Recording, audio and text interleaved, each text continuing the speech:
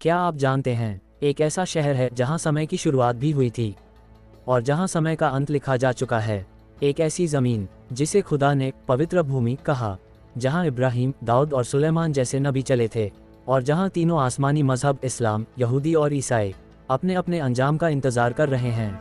यही है यरूशलेम, वो शहर जिस पर आज दुनिया की हर ताकत की नज़रें जमी हैं।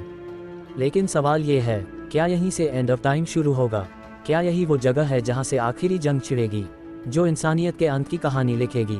आइए चलते हैं उस कहानी की तरफ, जो हज़ारों साल पहले नबी दाऊद से शुरू हुई थी और आज की दुनिया की राजनीति तक पहुंच चुकी है। पवित्र कुरान में हिकल सुलेमानी का जिक्र एक मस्जिद के रूप में किया गया है और 17 वर्षों तक अल्लाह के रसूल सल्लल्लाहु अलैहि वसल्लम ने बैतुल मक़दस की ओर रुख किया और नमाज अदा की, ताकि यहूदियों को ये संदेश दे सकें कि जिस खुदा ने मूसा को भेजा था, वही यानी अल्लाह के रसूल सल्लल्लाहु अलैहि वसल्लम उनके नबी के रूप में भेजे जाएं।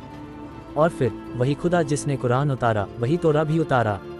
आज दुनिया की राजनीति को समझने के लिए यरूशलेम को गहराई से जानना ज़रूरी है, क्योंकि जब आप आज की इस दुनिया यानी यरूशलेम को, जिस पर दुनिया की महाशक्तियाँ सदी के समझौते के संदर्भ में अब एकजुट होकर अपनी योजनाओं को अंजाम दे रही हैं, नहीं जानते, तो आपके लिए वर्तमान या भविष्य की कल्पना करना असंभव होगा। अगर आप आज की इस दुनिया यानी यरूशलेम को नहीं जानते, तो आप ज़्यादा कुछ नहीं समझ पाएंगे, क्योंकि यह शहर जो मुसलमानों, ईसाइयों और यहूदियों के लिए सबसे अहम है, इसका क्या महत्व है। इतिहास का अंत, समय का अंत और समय की शुरुआत, विरोधाभासों का ये केंद्र एक बहुत ही अहम भूमिका निभाएगा, शायद सबसे अहम। यहूदियों का मानना है कि यही वह बस्ती है जहां वे अपने मसीहा का इंतजार कर रहे हैं, जिसके बाद उनका स्वर्ण युग शुरू होगा और वहीं से वह मसीहा पूरी दुनिया पर राज करेगा। यह मान्यता ईसाइयों से बिल्कुल अलग है, क्योंकि ईसाइयों का मानना है कि जब ईसा मसीह वापस आएंगे तो यरूशलेम ही वह जगह होगी जहां से वे सभी ईसाई मान्यताओं यानी सूली पर चढ़ना और पुनरुत्थान की पुष्टि करेंगे। मुसलमानों का मानना है कि यरूशलेम का भाग्य लिखा जा चुका है और ये लिखा है कि यह इस्लाम के सच्चे धर्म को प्रमाणित करेगा और ईसाई धर्म और यहूदी धर्म का केंद्र होगा। समय के अंत से पहले उस जगह की पुष्टि हो जाएगी। चूंकि ये तीनों धर्म पैगंबर अब्राहम से संबंधित होने के बावजूद गहरे मतभेद रखते हैं, इसलिए निश्चित रूप से इनमें से एक सत्य होगा। यरूशलेम दुनिया के सबसे प्राचीन शहरों में से एक है, जो अपने 4000 साल के इतिहास में कम से कम 2 बार पूरी तरह से नष्ट हो चुका है। इतिहास में इस पर 52 हमले हुए हैं और 64 बार इसे विभिन्न राष्ट्रों ने अपने कब्जे में लिया है। ये तेल अवीव और रोम सागर है, जिसे भूमध्य सागर कहा जाता है, जो इससे लगभग 60 किलोमीटर दूर मृत सागर के पूर्व की ओर, या यदि आप इसे मृत सागर से लें तो ये 33 किलोमीटर दूर यहूदा पर्वत की पहाड़ियों पर स्थित है। यहूदियों के लिए ये 3000 साल, ईसाइयों के लिए 2000 साल और मुसलमानों के लिए 1400 साल से पवित्र और सबसे महत्वपूर्ण रहा है। 8 लाख निवासियों वाला ये यरूशलेम शहर 64% यहूदी, 32% मुसलमान और केवल 2% ईसाई यहाँ रहते हैं। यहाँ यहूदियों की लगभग 1204 मस्जिदें हैं, ईसाइयों के लगभग 160 चर्च हैं और मुसलमानों की 73 मस्जिदें हैं। इसका जिक्र तोरा में नहीं है, लेकिन इंजील में इसका जिक्र 632 बार मिलता है। और इसकी पश्चिमी दीवार, जो आज यहूदियों के लिए दुनिया का सबसे पवित्र स्थान है, यरूशलेम को समझने के लिए आइए थोड़ा रुकें और पैगंबर अब्राहम के समय में वापस जाएं, ताकि अतीत और भविष्य को समझना आसान हो जाए। पैगंबर अब्राहम को सभी पैगंबरों का पिता भी कहा जाता है, क्योंकि उनके बाद आए सभी पैगंबर उन्हीं की संतान थे। और फिर हम उन पर और उनके बाद आए सभी पैगंबरों यानी अब्राहम और अब्राहम के परिवार पर सलाम भेजते हैं। हम इसे अनिवार्य मानते हैं। इब्राहिम और नूह के बीच लगभग 3000 वर्षों का अंतर है। निम्रोद की आग से बचने के बाद इब्राहिम अल्लाह के आदेश से अपने भतीजे पैगंबर लूत के साथ इराक से यरूशलेम चले गए और अल्लाह सर्वशक्तिमान ने पूरी दुनिया में से इस ज़मीन के टुकड़े को चुना। उन्होंने इसे पवित्र भूमि कहा और यह निर्णय लिया कि पैगंबर इब्राहिम का धर्म यही रहेगा। अतः जब अल्लाह सर्वशक्तिमान ने यह निर्णय लिया कि इब्राहिम का धर्म वहीं रहेगा, तो समय के अंत से पहले, समय के अंत में अन्य धर्म वहाँ मौजूद नहीं होंगे, क्योंकि केवल सत्य और सच्चाई का धर्म ही पवित्र भूमि होगी। यरूशलेम के भाग्य में ये लिखा है कि यह सत्य और सच्चाई का प्रमाण होगा, अर्थात वह शहर गवाही देगा, वह स्थान गवाही देगा।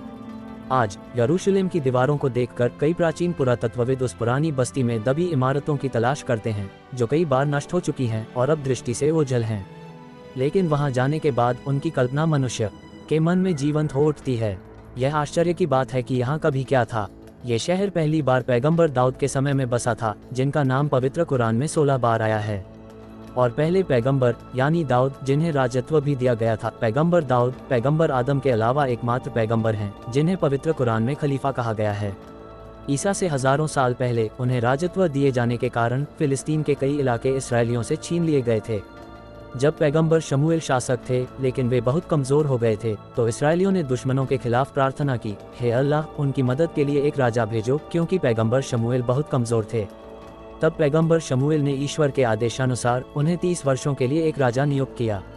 अधिकांश विद्वान तालूत को पैगंबर नहीं मानते और उन्हें बाइबल में शाऊल कहा गया है। तलूत के राजत्व के संकेत के रूप में फरिश्तों के माध्यम से सकीना का ताबूत इसराइलियों को लौटा दिया गया था, और तभी कुछ विद्वान उन्हें इसराइलियों का पैगंबर मानते हैं। सकीना का ताबूत क्या है? नबियों की कहानियों के अनुसार इसमें तोराह की मूल प्रति, 2 पत्थर जो नबी मूसा को सिनाई पर्वत पर दिए गए थे, नबी मूसा और नबी हारून की लाठी, एक पलना और एक बर्तन जिसमें मानो सलवा रखा गया था, ताकि आने वाली पीढ़ियां उन पर रेगिस्तान में भटकते समय हुए अल्लाह के उपकारों को याद रखें। ये सभी सकीना के ताबूत में मौजूद हैं। नबी दाऊद युवावस्था में तलूत की सेना में शामिल हुए जब एक दुश्मन फिलिस्तीनी पहलवान इसराइलियों को चुनौती दे रहा था। किसी में भी उस पहलवान का सामना करने का साहस नहीं था। इस अवसर पर नबी दाऊद उनके सामने प्रकट हुए और पहलवान को मार गिराया। इस अद्वितीय साहस ने नबी दाऊद को सभी इसराइलियों की आंखों का तारा बना दिया, और तलूत ने अपनी बेटी का विवाह नबी दाऊद से कर दिया। कुछ समय बाद वह इसराइलियों का शासक बन गया। अल्लाह ने नबी दाऊद को नबी का पद और राजत्व प्रदान किया। नबी दाऊद ने यरूशलेम की नींव भी रखी। उसने वहां एक भव्य महल का निर्माण भी शुरू करवाया, ताकि सकीना के ताबूत को वहां सुरक्षित रखा जा सके, और उन्होंने सुलेमान के मंदिर को इस तरह नष्ट कर दिया कि उसकी जगह एक दीवार भी नहीं बची। सकीना का मंदिर गायब हो गया, और जो लोग उसे लेकर भागे थे उन्हें आज तक सकीना का मंदिर नहीं मिला। अब यहूदियों को पूरे इलाके से, यानी उत्तर और दक्षिण दोनों राज्यों से निकाल दिया गया। 70 साल बाद ईरानी राजा साइरस महान ने यरूशलेम का फिर से निर्माण कराया और यहूदियों को रहने की जगह दी। उसने फिर से सुलेमान के मंदिर का निर्माण शुरू करवाया। वह राजा, जिसे इतिहास में एक बेहद क्रूर शासक के रूप में याद किया जाता है और जिसने अपने ही परिवार के साथ साथ कई यहूदी पूर्वजों को भी मार डाला था, यहूदी इतिहासकारों के अनुसार सुलेमान के मंदिर का ये दूसरा निर्माण था जिसकी उसने अनुमति दी थी। लेकिन ये केवल 430 वर्षों तक ही बना रह सका, और वह सकीना के मंदिर की तलाश करता रहा, उसे वापस लाकर इस दूसरी इमारत में स्थापित करने के लिए, जो बख्त नस्र के विनाश के दौरान गायब हो गई थी। लेकिन इतने समय में इसे वापस नहीं लाया जा सका। लोग इसे ढूंढते रहे, और यह महल जिसका पुनर्निर्माण हुआ था उसे भी रोमन राजा टाइटस ने नष्ट कर दिया और फिर पूरा कर दिया। जब यहूदियों ने रोमनों के विरुद्ध विद्रोह किया तो इसे इसलिए नष्ट कर दिया गया क्योंकि यहूदियों ने रोमनों के विरुद्ध विद्रोह करने की कोशिश की थी, और कहा जाता है कि उसके बाद लगभग 1,50,000 यहूदियों को भी मार डाला गया, और हजारों लोगों को पकड़कर रोमनों ने जानवरों के सामने अखाड़ों में डाल दिया। और फिर वहां कोई यहूदी नहीं बचा जो बता सके कि सोलोमन का मंदिर कहाँ था या सकीना का मंदिर कहाँ गायब हो गया था। अधिकांश यहूदी इतिहासकारों का मानना है कि यह वर्तमान दीवार सोलोमन के मंदिर की नहीं है। यह उस पहले मंदिर की दीवार नहीं है जिसे नष्ट कर दिया गया था। यह उस मंदिर की दीवार है जिसे दूसरी बार बनाया गया था। यह उसकी दीवार है, और ये उसके अवशेष हैं जिन्हें रोमनों ने नष्ट कर दिया था। लेकिन सकीना का मंदिर, जो पहले हैकल के समय गायब हो गया था, आज तक नहीं मिल सका।